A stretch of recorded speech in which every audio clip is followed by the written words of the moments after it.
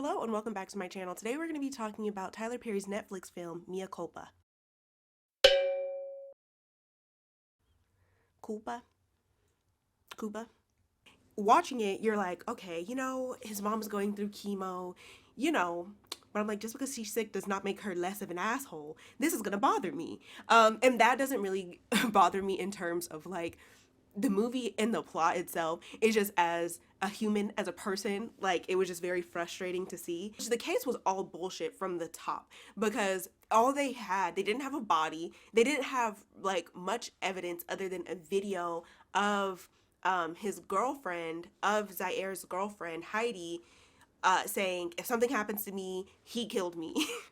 That's it, which is like, wow, real easy to pin somebody for murder then. And so every time they bring up a past relationship and they say something disparaging about him, immediately Zaire is like, oh, they're jealous and bitter because I broke up with them, which is crazy to say. I mean, which it's not out of the question that that could happen. There are people that, you know, are bitter at the end of relationships and stuff, but like every single one, not a single one of them could say something good about you. Like, be serious. So they're in the parking garage and he walks off to like some side ship that's in the parking garage, which, does anybody have an apartment like that that's like literally attached to a sex club? Because that's exactly what the fuck happened. So Zaire walks into this sex club and Mia follows him for whatever reason.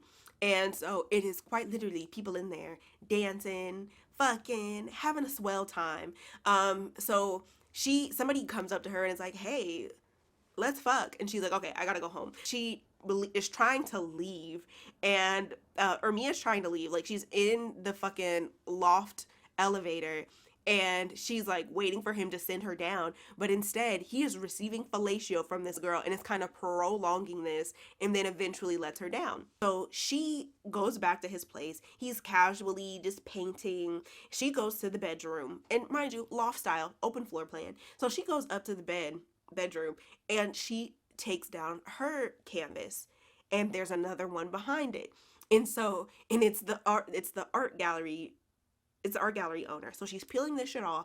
Hella girls, hella girlies, bodies on top of bodies, okay? So she's like unpeeling them until she gets to the very last painting, which is Heidi, the supposed murdered girlfriend.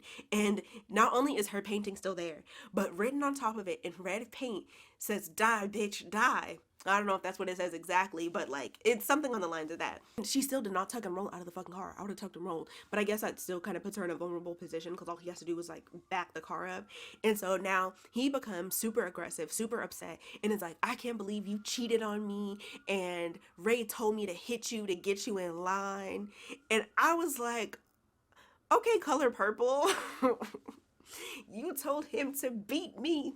Basically, yeah, he fucking punches her in the fucking face. She sees an 18-wheeler coming up and she basically crashes into the 18-wheeler and she unbuckles his seatbelt first. And he's like, what are you doing? I would have been like, he should have, like, if he was gonna hit her, he should have hit her to knock her ass the fuck out if that was the plan.